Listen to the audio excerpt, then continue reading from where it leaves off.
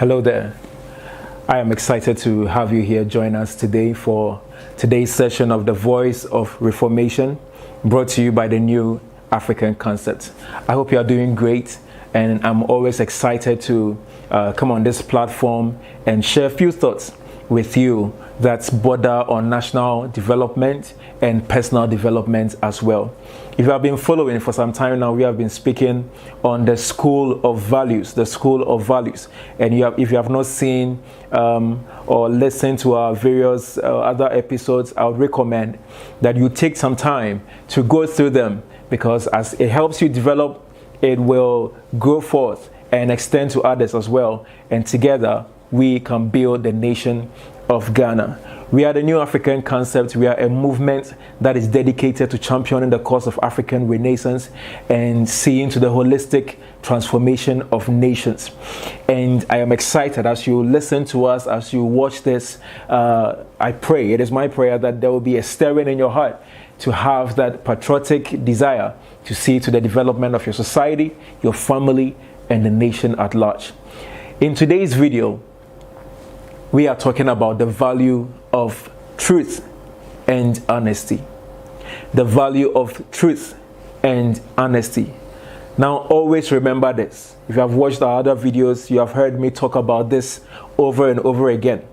That nations are founded on their value systems and not on their geographical location or their resources or how much money they have. Nations are founded on their value systems. So what they are founded on, if it is not strong, that means they can also be broken by the quality of their value systems. That is why these things are so important. So your value system, my value system, what we value is what forms the foundational blocks upon which Ghana is built. And so this brings the discussion down to us. So let's talk today about the value of truth and honesty. Let's consider this. Have you ever been in a public transport, trotro, taxi, had someone sit by you, receive the call, the person picks it up, and the person is at, if you are in Accra, the person is maybe at Circle, boarding a car at Circle, going all the way to maybe Ashaiman. And the person picks the call and says, "Oh, I'm almost at Ashaiman. I'm almost there. Just give me 10 minutes. I'll be right there."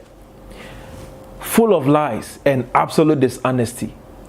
So, on the average, the average black man is not truthful. And in comparison, the average white man is actually honest and truthful.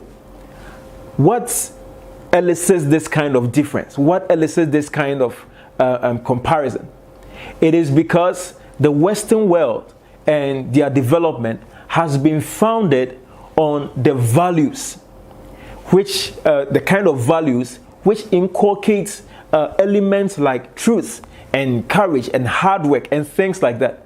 So when these things are woven into the fabric of the national development, the citizens correspond and grow with this kind of value. And when we come to the African continent and within our midst, this kind of value is missing and very dim. And that is why there is a lot going on in this our dispensation. So truth is missing from our society.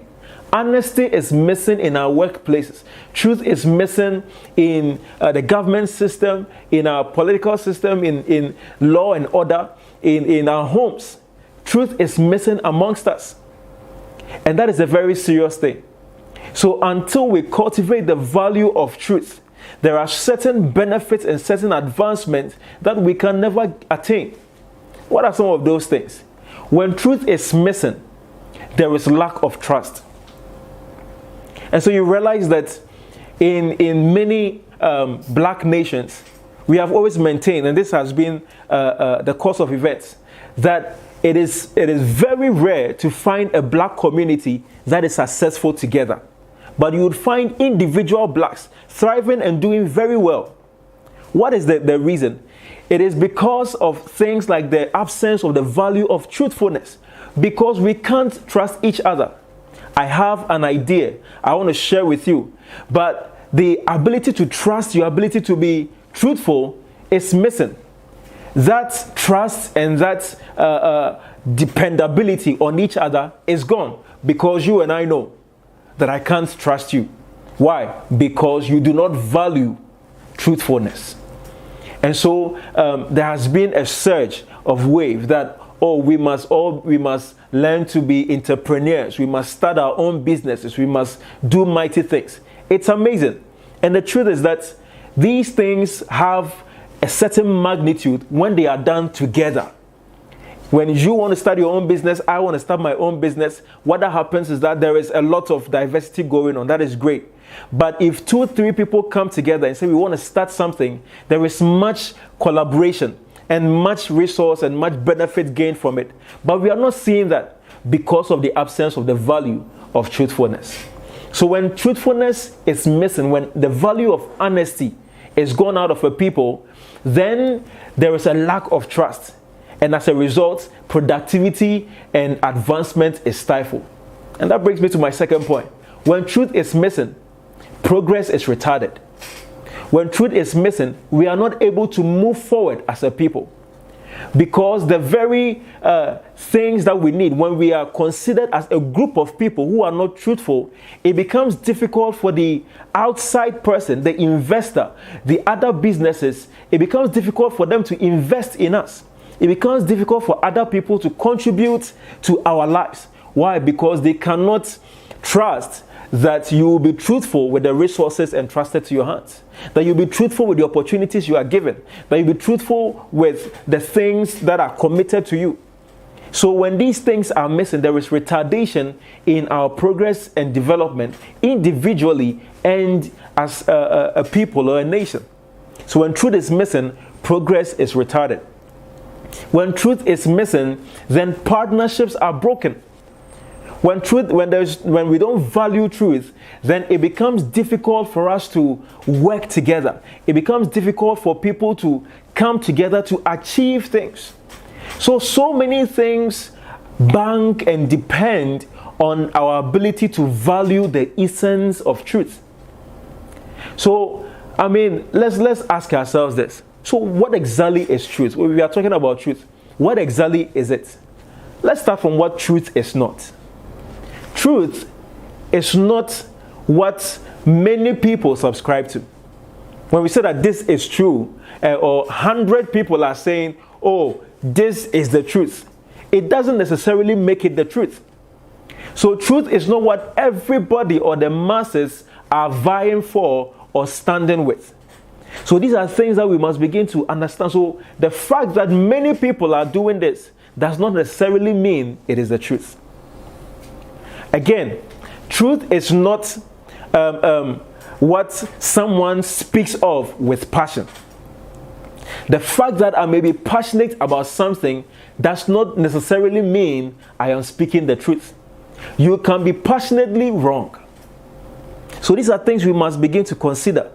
So truth is not something that someone speaks about with passion. So just because the person is so passionate and speaks with a certain fervor and fervency does not mean that that necessarily is the truth. If you're not careful, these are things that can blind you. So these are things that we must consider. These are things that truth is not. Truth is not things that have been in existence for a while. So in our cultural setting, the things that we've been doing, there are certain things that have prevailed for years, for decades. That does not necessarily mean that it is the truth. The fact that it has prevailed through time does not mean it is the truth. So these are some of the things that help us to know what the truth is not. So if this is not the truth, then what is the truth?